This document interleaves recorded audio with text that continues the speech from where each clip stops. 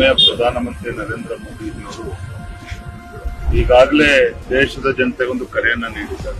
ಜಗತ್ತಿನ ಇರ್ತಕ್ಕಂಥ ಪರಿಸ್ಥಿತಿಯನ್ನು ಅರ್ಥ ಮಾಡಿಕೊಂಡು ಅಮೆರಿಕ ಮತ್ತು ಇರಾನ್ ಮಧ್ಯೆ ನಡೀತಾ ಇರ್ತಕ್ಕಂಥ ಯುದ್ಧ, ಆ ಯುದ್ಧದ ಪರಿಣಾಮದಿಂದ ಆಗ್ತಾ ಇರ್ತಕ್ಕಂಥ ದುಷ್ಪರಿಣಾಮಗಳು, ಯಾವ ರೀತಿ ಆರ್ಥಿಕ ಸಂಕಷ್ಟ ಭಾರತವು ಒಳಗೊಂಡಂತೆ ಜಗತ್ತಿನ ಬೇರೆ ಬೇರೆ ದೇಶಗಳ ಮೇಲೆ ಯಾವ ರೀತಿ ಪರಿಣಾಮ ಬೀರ್ತಾ ಇದೆ, ಇದೆಲ್ಲದರ ಪರಿಣಾಮವಾಗಿ ಭಾರತದಲ್ಲೂ ಕೂಡ ಪ್ರತಿಯೊಬ್ಬರು ಕೂಡ ಮಿತ ವ್ಯಯದ ಬಗ್ಗೆ ಚಿಂತನೆಯನ್ನ ಮಾಡಬೇಕು, ಗಂಭೀರವಾಗಿ ಮಾಡಬೇಕು. ಮತ್ತೆ ಸ್ವತಃ ಪ್ರಧಾನಮಂತ್ರಿಗಳೇ ತಾವು ತಮ್ಮ ಏನು ಪ್ರೋಟೋಕಾಲ್ ಇದೆ ಆ ವಾಹನಗಳನ್ನು ಕಡಿತಗೊಳಿಸಿರ್ತಕ್ಕಂಥದ್ದು,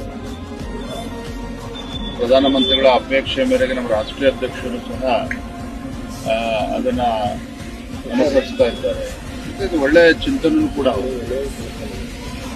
ಹಾಗಾಗಿ ಈ ನಿಟ್ಟಿನಲ್ಲಿ ಪ್ರಧಾನಮಂತ್ರಿಗಳೇ ಕರೆ ಕೊಟ್ಟಂಥ ಸಂದರ್ಭದಲ್ಲಿ ವಾಹನದ ಬಳಕೆಯನ್ನು ಕೂಡ ನಾವು ಗಮನಿಸಬೇಕಾಗ್ತದೆ. ಆದಷ್ಟು ಸಾರ್ವಜನಿಕ ಬಸ್ ಇರ್ಬೋದು, ಮೆಟ್ರೋ ಇರ್ಬೋದು, ಇದನ್ನು ಬಳಸಬೇಕು ಅಂತೇಳಿ ಪ್ರಧಾನಮಂತ್ರಿಗಳೇನು ಒಂದು ಕರೆಯನ್ನು ಕೊಟ್ಟಿದ್ದಾರೆ. ಮತ್ತು ಇಡೀ ದೇಶದ ಪ್ರತಿಯೊಬ್ಬ ಪ್ರಜೆಗೂ ಕೂಡ ಒಂದು ರೀತಿ ಮಾದರಿ. ನಾನೊಬ್ಬ ರಾಜ್ಯದ ಅಧ್ಯಕ್ಷನಾಗಿ, ಕಾರ್ಯಕರ್ತನಾಗಿ ನನ್ನ ಕರ್ತವ್ಯ ಕೂಡ ಹೌದು.